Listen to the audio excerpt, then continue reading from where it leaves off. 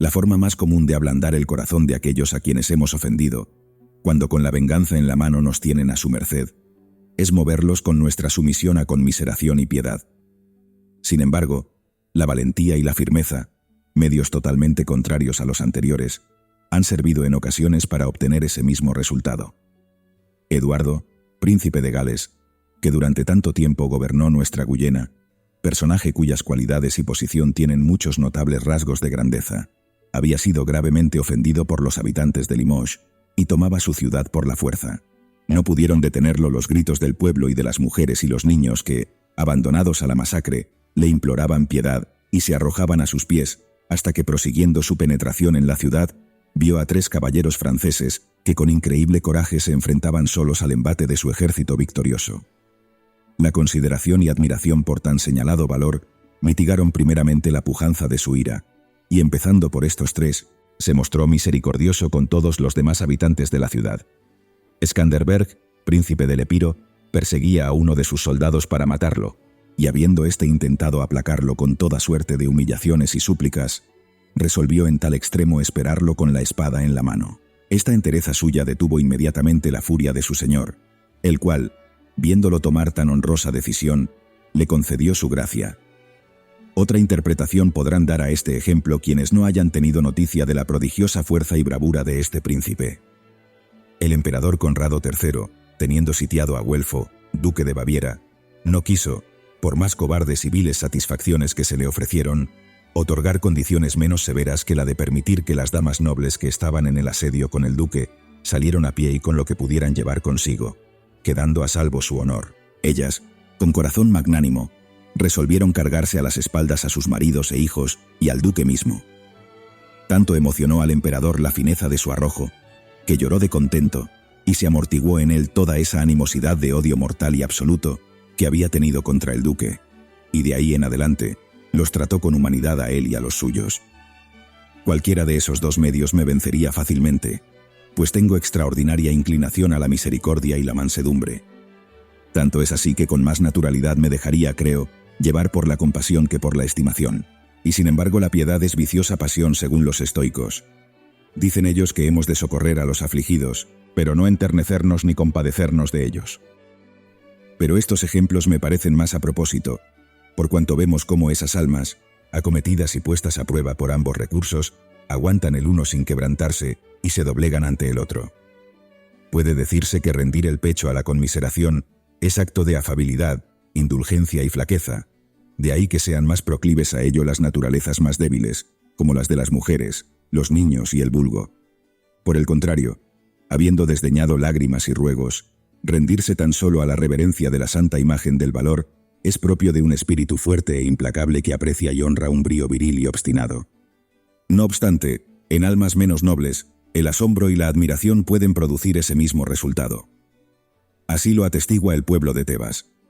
Cuando enjuiciaba con capitales cargos a sus jefes militares por haber prolongado sus mandatos más allá del periodo que les había sido prescrito y previamente asignado, a duras penas absolvió a Pelópidas, que cedía bajo el peso de tales acusaciones y solamente adujo en su defensa instancias y súplicas por el contrario, cuando Epaminondas relató magníficamente las gestas que había realizado y se las enrostró con orgullo y altanería al pueblo. Este no tuvo valor ni para echar mano de las bolas de votación, y se disolvió la asamblea elogiando altamente el ánimo superior de este personaje. Dionisio el Viejo, cuando hubo tomado tras extremas dilaciones y dificultades la ciudad de Regio, y con ella al capitán Pitón, gran hombre honrado que tan obstinadamente la había defendido, quiso hacer de ello un trágico ejemplo de venganza.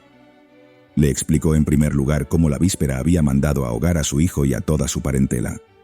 A eso respondió Pitón que aquellos solo habían sido felices un día más que él. Después lo mandó desnudar, entregar a unos verdugos y arrastrar por la ciudad al tiempo que lo azotaban de manera muy ignominiosa y cruel, escarneciéndolo además con palabras oprobiosas y ultrajantes. Pero él mantuvo en todo momento el ánimo firme y no perdió la compostura. Al contrario, iba con rostro sereno pregonando a voces la honorable y gloriosa causa de su muerte, que era no haber querido poner a su país en manos de un tirano, y amenazando a éste con el inminente castigo de los dioses. Dionisio, leyendo en los ojos de su soldadesca que, en lugar de verse instigada por las bravatas que el enemigo vencido pronunciaba en desprecio del jefe y de su triunfo, Se iba reblandeciendo con el asombro por tan raro valor y que, pensando en amotinarse, se disponía a arrancar a Pitón de manos de sus guardas, ordenó detener el martirio y a escondidas lo mandó a ahogar en el mar. Es sin duda el hombre un objeto extraordinariamente vano, mudable y fluctuante. Resulta difícil asentar en él un juicio constante y uniforme. Ved cómo Pompeyo perdona a toda la ciudad de los mamertinos contra la cual estaba muy airado, en consideración de la valentía y magnanimidad del ciudadano Zenón, que quiso asumir en su persona la pública culpa y no pedía otra gracia que la de sufrir él solo la consiguiente pena. Sin embargo, el huésped de Sila, habiendo mostrado en la ciudad de Perusa un valor semejante, nada ganó con ello, ni para sí, ni para lo demás. Y directamente contrario a mis primeros ejemplos es este. El más audaz de los hombres y tan piadoso con los vencidos, Alejandro, habiendo sometido con grandes dificultades la ciudad de Gaza, encontró a Betis, que en ella ejercía el mando, y de cuyo valor había tenido durante el asedio admirables pruebas, solo, abandonado de los suyos, destrozada la armadura, todo cubierto de sangre y llagas, batiéndose todavía entre varios macedonios que lo acosaban por todas partes.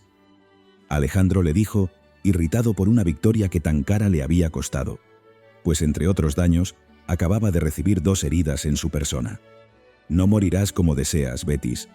Piensa que habrás de sufrir toda clase de tormentos que puedan inventarse contra un cautivo. El otro, con gesto no ya seguro, sino arrogante y altivo, aguantó sin decir palabra tales amenazas. Entonces Alejandro, ante su silencio orgulloso y obstinado, dijo: ¿No dobla la rodilla? ¿O ha salido de él una voz de súplica?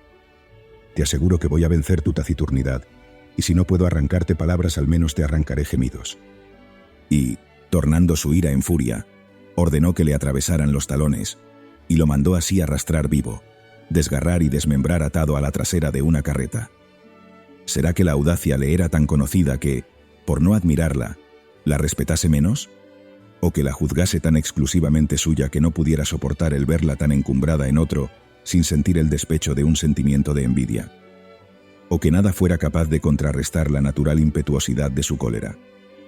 Realmente, si podía refrenarla, es de creer que lo habría hecho en la toma y devastación de la ciudad de Tebas, viendo que cruelmente se pasaba por la espada a tantos hombres valerosos que estaban desbaratados y sin medio de pública defensa.